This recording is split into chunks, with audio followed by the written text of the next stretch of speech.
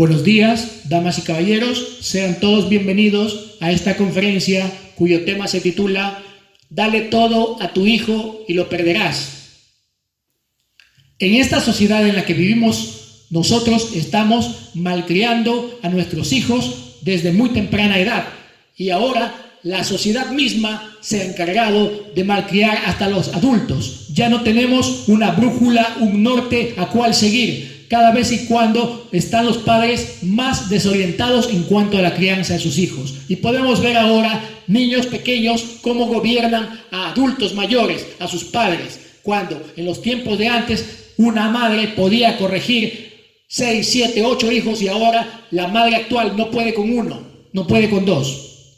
Tenemos ahora un parámetro que es incuestionable, que es la palabra de Dios, y vamos a usar esto como luz, como referencia directamente de nuestro Creador. Vamos al libro de Proverbios, capítulo 22, versículo 15. La necedad está ligada en el corazón del muchacho, mas la vara de la corrección la alejará de él. Reina Valera de 1602. Vamos a la traducción H2O en lenguaje actual. La necedad del niño a golpe se corrige. Proverbios capítulo 22, versículo 6 de la versión H2O, traducción al lenguaje actual, dice así: Educa a tu hijo desde niño y aun cuando llegue a viejo seguirá tus enseñanzas.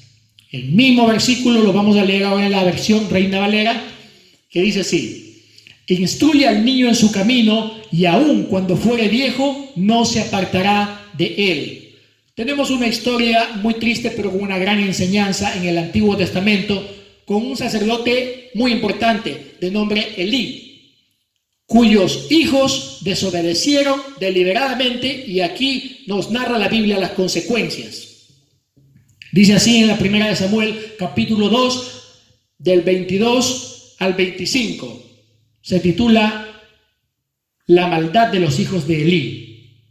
Elí ya era muy viejo cuando se enteró de todo lo que hacían sus hijos con los israelitas. Los llamó y les dijo: ¿por qué se comportan así? Ya la gente me ha contado todo lo malo que ustedes hacen. Todos en Israel hablan mal de ustedes. Si una persona ofende a otra, Dios puede decidir quién tiene la razón. Pero si alguien ofende a Dios, no hay quien pueda defenderlo. Más adelante, en la misma primera de Samuel, del mismo capítulo 2, del versículo 29 al 34, Dios le reclama abiertamente al sacerdote Elí: ¿por qué no das importancia a los sacrificios y a las ofrendas que mandé presentar en mi santuario? Tú les das más importancia a tus hijos que a mí. Ellos están cada día más gordos porque se quedan con lo mejor de las ofrendas que el pueblo me trae. Yo les había prometido a tu familia y a tus antepasados que siempre serían mis sacerdotes, pero ya no será así. Yo aprecio a los que me aprecian, pero desprecio a los que me desprecian. Viene el día en que toda tu familia perderá importancia. Ninguno de tus hijos llegará a viejo. Los pocos que queden como sacerdotes te harán sufrir mucho y también morirán jóvenes. Y tú serás testigo del bien que haré a mi pueblo.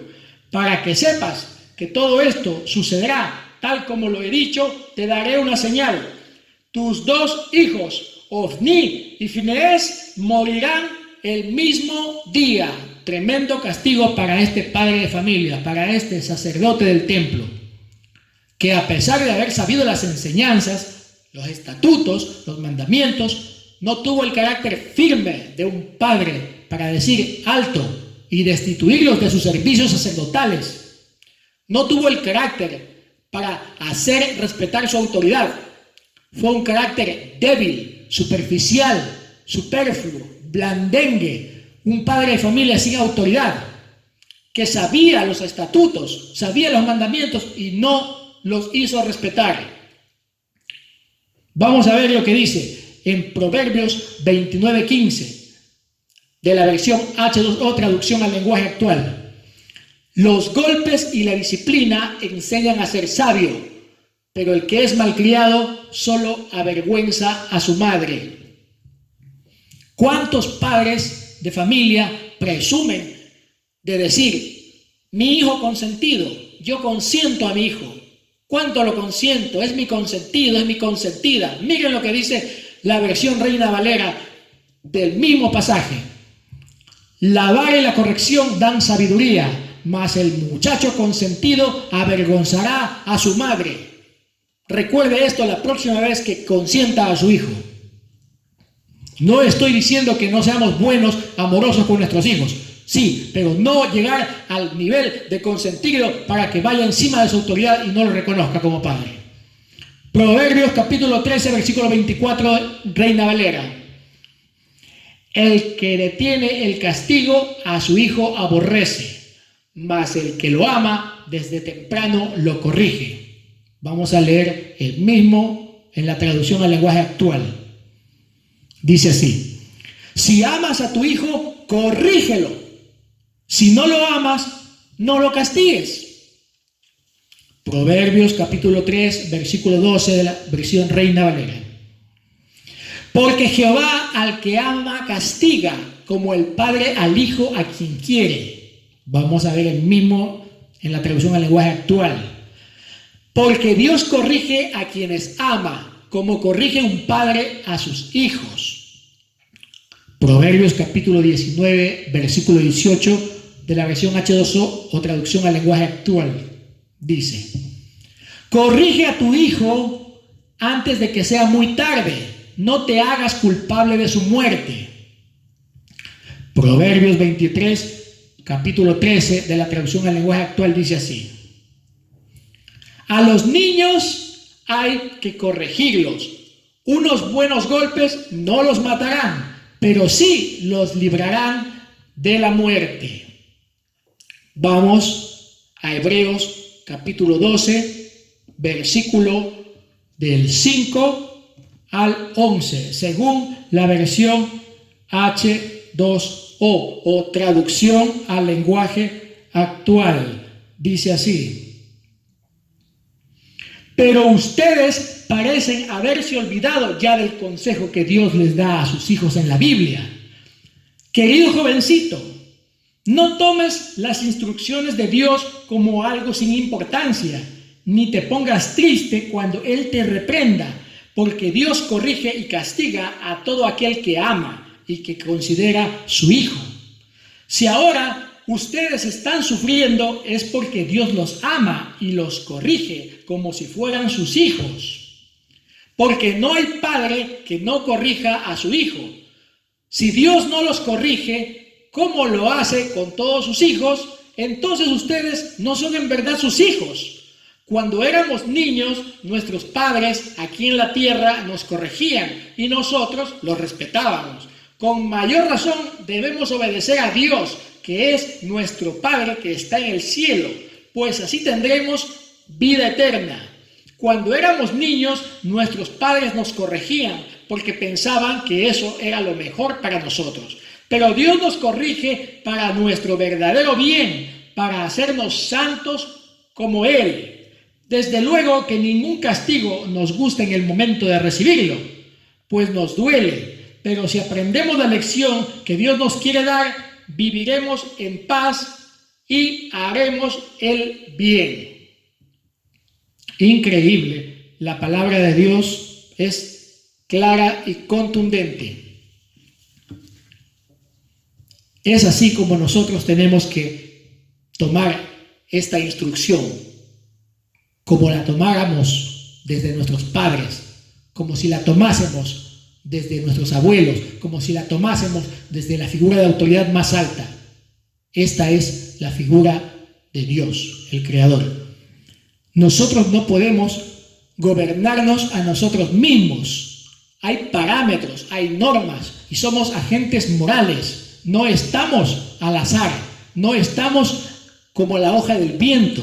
Tenemos leyes que respetar, tenemos estatutos y mandamientos, tenemos un Dios a quien obedecer. Los padres de la sociedad actual se sienten sobrecargados con este compromiso y no les estoy restando importancia, pero realmente tienen la responsabilidad y la obligación solamente hasta la mayoría de edad. En los antiguos estatutos de la ley mosaica, Cuando un hijo desobedecía, se lo apedreaba afuera del campamento. Pero ahora, como no estamos bajo la ley, entonces ahora no podemos hacer ese tipo de agresiones. Recuerdo yo claramente un testimonio de un gran maestro judío que estaba a punto de morir y que tenía muchos bienes, era un hombre muy acaudalado. Y comentan que en última instancia donó todos sus bienes, donó todas sus riquezas, y en sus últimos momentos solamente tenía una ramita de un árbol entre sus dedos, porque había regalado todo y no a sus hijos. Entonces le preguntaron los grandes maestros al maestro que estaba a punto de fallecer: ¿por qué no les deja a sus hijos? Y él respondió: porque la Biblia dice que no he visto justo ni su descendencia que mendigue pan. Y si mis hijos son justos, no necesitan que yo les herede nada, porque Dios los bendecirá. Y si no lo son, ¿para qué les voy a dejar algo que les va a descarriar aún peor? Vámonos a revisar el libro de los Salmos, capítulo 37, versículo 25 de la traducción al lenguaje actual, que dice así: ni antes, cuando era joven, ni ahora que ya soy viejo, he visto jamás gente honrada viviendo en la miseria, ni tampoco que sus hijos anden pidiendo pan. El mismo Salmo 37, capítulo 25, en la versión Reina Valera, dice así: joven fui y he envejecido, y no he visto justo desamparado, ni su descendencia que mendigue pan. El doctor Armando Alducin decía claramente en una de sus conferencias: yo sé que en esta sociedad se aplaude mucho a los títulos y se considera que es un burro el que no obtiene un título universitario, pero él dijo así: es mejor tener hijos buenos pero santos que con título y que vayan al infierno. Miren lo que dice claramente en Deuteronomio capítulo 21, versículo del 18 al 21. Dice así: los hijos rebeldes. Si alguno de ustedes tiene un hijo terco y rebelde que no obedece a su padre ni a su madre, aunque lo castiguen, hay que hacer lo siguiente: juntos el padre y la madre llevarán a su hijo hasta la entrada de la ciudad donde vivan. Allí es donde se reúnen siempre los líderes de la ciudad. Entonces les dirán a los líderes: nuestro hijo es muy terco y rebelde, no nos obedece, para colmo es un glotón y un borracho. Dicho esto, todos los que vivan en esa ciudad matarán a pedradas a ese hijo rebelde. Así no habrá maldad en Israel, pues todos tendrán miedo de hacer lo malo. Imagínense si estuviera vigente la ley. Imagínense si nos regiríamos por la ley mosaica de aquellos tiempos. ¿Cuántos padres actualmente tendrían que sacar a apedrear a sus propios hijos? En los tiempos de Israel muchos no lo hacían. En nuestros tiempos tampoco lo haríamos. Parece un salvajismo. No podemos entender el propósito por lo que Dios permitió esto. Pero nosotros no estamos para cuestionarlo a Dios. Simplemente tenemos que aprender de la historia para no volver a repetirla. Y tenemos que poner nuestro granito de arena en pro de seguir sus enseñanzas. Porque ahora ya no estamos en el tiempo de la ley, sino en el tiempo de la gracia. Entonces tenemos que dar directa cuenta con Dios. Ya no tenemos que hacer el sacrificio a través del sumo sacerdote. Ahora tenemos directa comunión con el Padre, con el Hijo. Tenemos que estar en comunión, porque dice: abogado tenemos para con el Padre, Jesucristo. Ya no tenemos que depender de otro hombre, como en el Antiguo Testamento, que entraba el hombre más santo de Israel, que era el sumo sacerdote, a hacer la expiación por los pecados del pueblo. Ahora nosotros directamente nos confesamos con Jesucristo.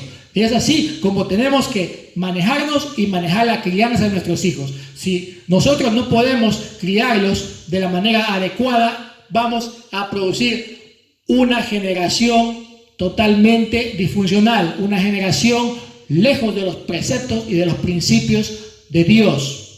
Una vez, recuerdo, estaba viendo un programa de televisión muy conocido en la que un hombre había vuelto de la vida. Es decir, un hombre había vuelto a vivir después de haber estado en una muerte clínica y había conversado con Jesús en el cielo.